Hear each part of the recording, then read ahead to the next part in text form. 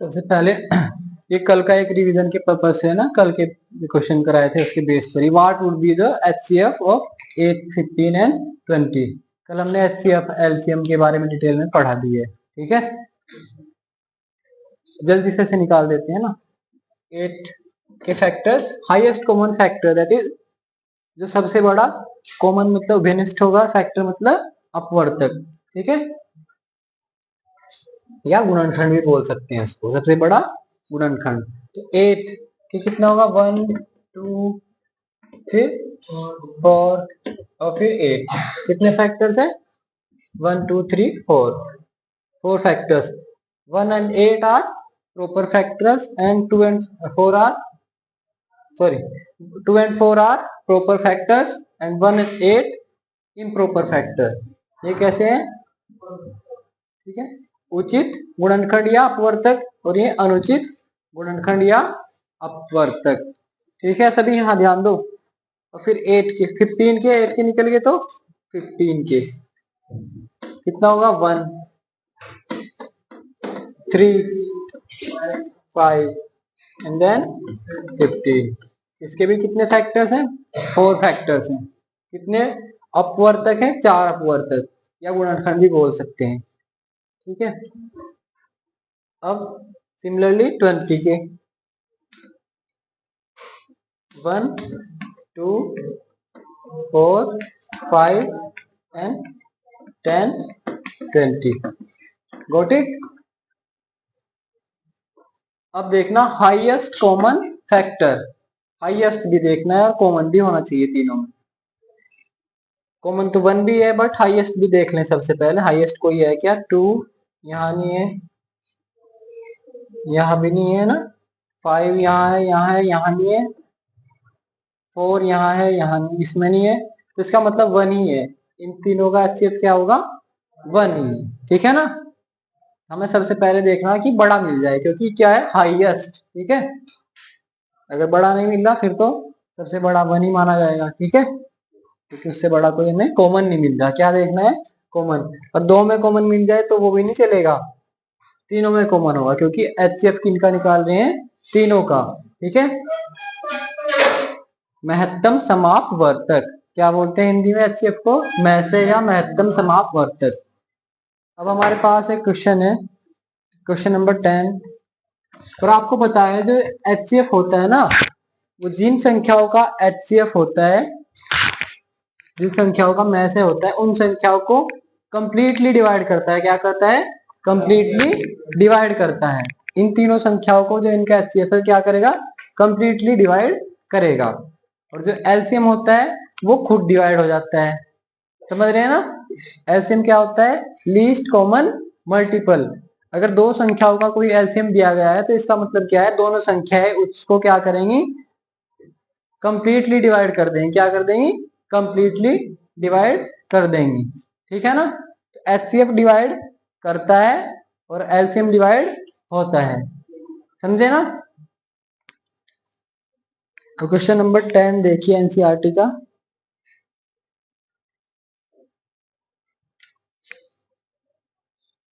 तो ये कहता है find the smallest square number that is divisible by each of the numbers 8, 15 and 20।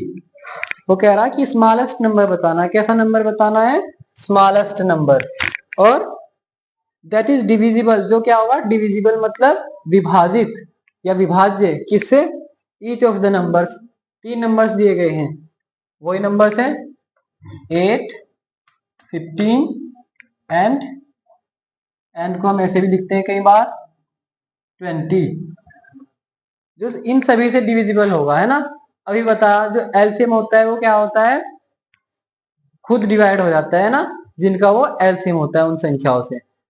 तो हमारे माइंड में आया कि इसमें क्या निकालना पड़ेगा, एलसीएम। क्या निकालना पड़ेगा, एलसीएम, तभी तो वो तो डिवाइड हो सकता है ना। और स्मॉलेस्ट स्क्वायर नंबर, सबसे छोटा होना चाहिए और स्क्वायर भी होना चाहिए। तो सबसे पहले तो हमें क्या निकालना, फर्स्ट स्टेप में एलसीएम। क्या निकालना, एलसीएम। उसके बाद देखते हैं कि उसे परफेक्ट स्क्वायर भी बनाना हमको, ठीक है। तो एलसीएम निकालते हैं। इनका एलसीएम कैसे होगा, लीस्ट कॉमन मल्टीपल्स। तीनों के मल्टीपल्स कितने होंगे, चाहे भाग विधि से भी निकाल सकते हैं ना, भाग विधि से। चलो भाग विधि से निकालते हैं। दो विधि होती है हमारे पास, एक तो भाग विधि और एक गुणनखंड विधि, और एक तीसरी इनके मल्टीपल्स वाली विधि। तीनों मेथड से कराएं।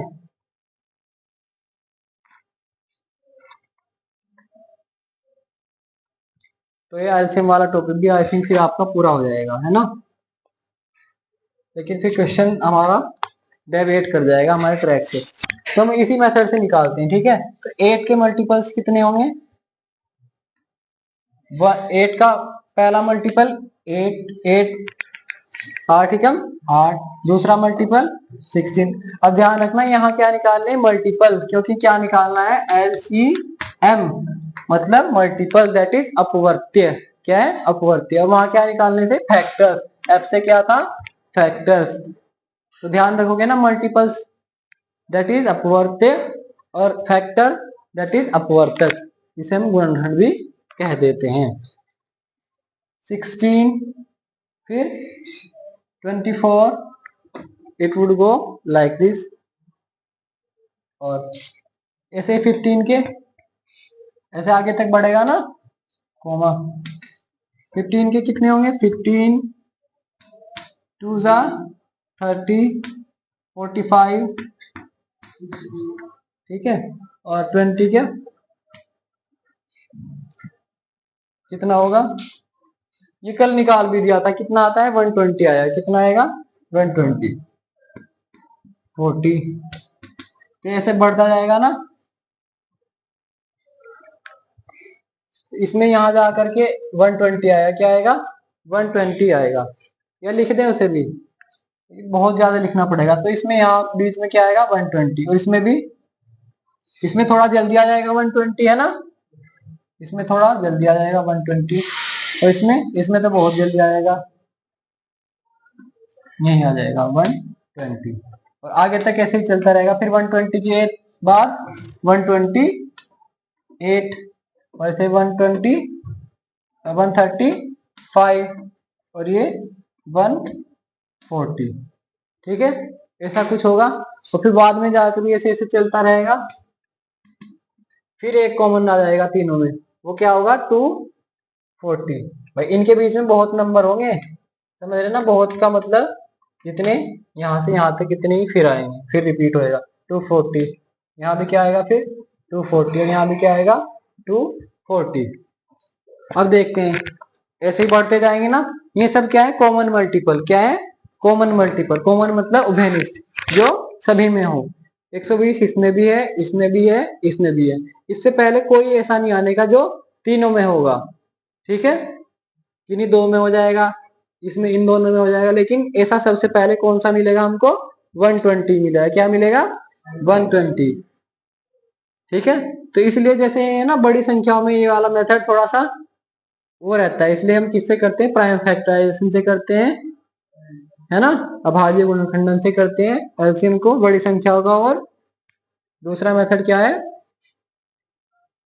एक मेथड और भी तो है ना, अभाज्य गुणनखंडन ही है ना, सिंपली।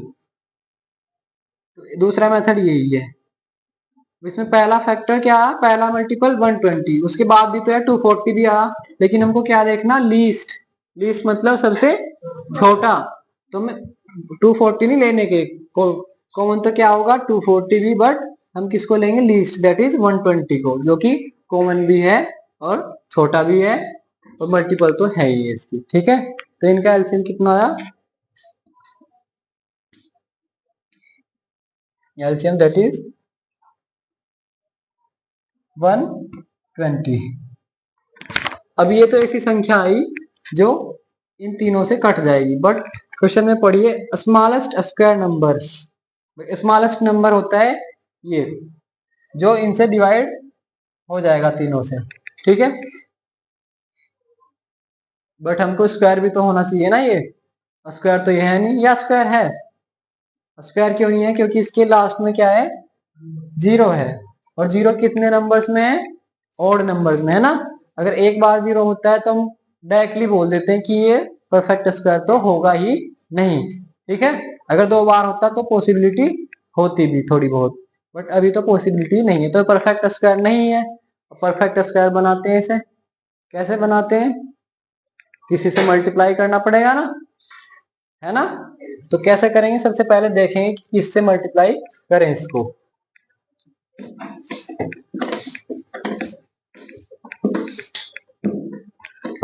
तो 120 के क्या करेंगे, प्राइम फैक्टर, क्या करेंगे, प्राइम फैक्टर्स करेंगे। ठीक है, इस प्रोसेस को क्या बोलते हैं, प्राइम फैक्टराइजेशन, अभाज्य गुणनखंडन। और क्या होते हैं इसमें, अभाज्य गुणनखंड करते हैं। ठीक है, तो अभाज्य संख्या लेते हैं, दैट इज प्राइम नंबर। सबसे छोटा प्राइम 2 लेंगे, तो 2 6 12 0, 2 3 6 0, 2 एकम 2 2 पंजे 10, 2 से नहीं कटेगा ना, तो नेक्स्ट प्राइम, तो अगला भाज्य है 3, 3 पंजे 15, इसे लिख भी सकते हैं यहाँ बाहर, और यहाँ 1। Got it. तो अब क्या होना चाहिए, परफेक्ट स्क्वायर भी होना चाहिए। ठीक है, तो 120 को कैसे लिख सकते हैं हम, 2 इंटू 2 इंटू 2 टू 3 इंटू 5, यही है ना। अब देखिए, ये सभी संख्या इसे डिवाइड कर रही है ना, अगर इससे डिवाइड करें, इसको, तो 8 से डिवाइड करेंगे, दो ये सब हट जाएंगे, है ना, ये 3 2 हट जाएंगे ना। 15 से डिवाइड करें तो क्या क्या हटेगा, 3 और 5 चला जाए, हट जाएगा, है ना, डिवाइड हो जाएगा कंप्लीटली। 20 से डिवाइड करेंगे तो क्या होगा, 2 दूनी 4, ये 2 हट जाएंगे और एक 5 हट जाएगा, कंप्लीटली डिवाइड हो रहा है ना। ठीक है, बट परफेक्ट स्क्वायर नहीं है, स्मॉलेस्ट तो है। ठीक है, सबसे छोटा तो है, बट कंप्लीटली डिवाइड नहीं हो पा रहा। तो कंप्लीट डिवाइड तो हो रहा, बट परफेक्ट स्क्वायर नहीं है। परफेक्ट स्क्वायर बनाने के लिए, पूर्ण वर्ग बनाने के लिए पेयर्स बनाने पड़ते हैं, है ना, द्विकीय जोड़े बनाने पड़ते हैं। पहला द्विकीय जोड़ा ये है, दूसरा नहीं मिला, ये अकेला रहा, तीसरा भी, ये 3 भी अकेला रहा, और 5 भी अकेला रहा।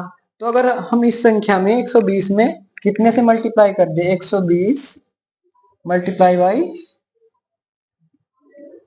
2 से मल्टीप्लाई कर दे, और 3 से मल्टीप्लाई कर दे, और 5 से मल्टीप्लाई कर दे, दोनों हो गए ना, दोनों साइड, तो ये पेयर्स में आ जाएंगे, है ना।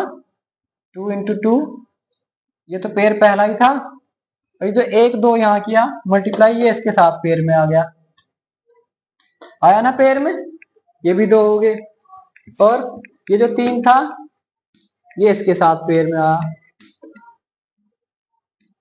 और चौथा 5 भी केस में आया, पेयर में आ गया। तो अब ये संख्या पूर्ण वर्ग होगी। ठीक है, उसने क्या पूछा था, उसने संख्या नहीं पूछी थी कि जो सबसे छोटी संख्या जो इन तीनों से विभाजित हो जाए, उसने क्या पूछा था, पूर्ण वर्ग संख्या पूछी थी, पूर्ण वर्ग संख्या। अब ये जो संख्या आई, ये पूर्ण वर्ग संख्या है, कैसी है, पूर्ण वर्ग संख्या है, और सबसे छोटी भी है, जो डिवाइड हो जाएगी किन से, 8 15 और 20 से। ठीक है, अब इसे देखते हैं, 120 दूनी 240, और 240 दिया 720, और 720 पंजे 7 पंजे 35, और 36, क्या 3600, 3600, ऐसी सबसे छोटा पूर्ण वर्ग होगा जो इन तीनों संख्याओं से विभाजित हो जाएगा, है ना। क्योंकि अब भी अगर हम इसे डिवाइड करेंगे ना 8 से, तो वही 3 जाएंगे, 3 2 2, 15 से डिवाइड करेंगे तो ये चला जाएगा, है ना, ये हट जाएगा, और 20 से डिवाइड करेंगे तो 5 और ये हट जाएगा। डिवाइड तो अब भी कंप्लीटली हो रहा है ना, बट अब ये परफेक्ट स्क्वायर है, पिछली पहले बार ये परफेक्ट स्क्वायर नहीं था। समझे इतनी बात।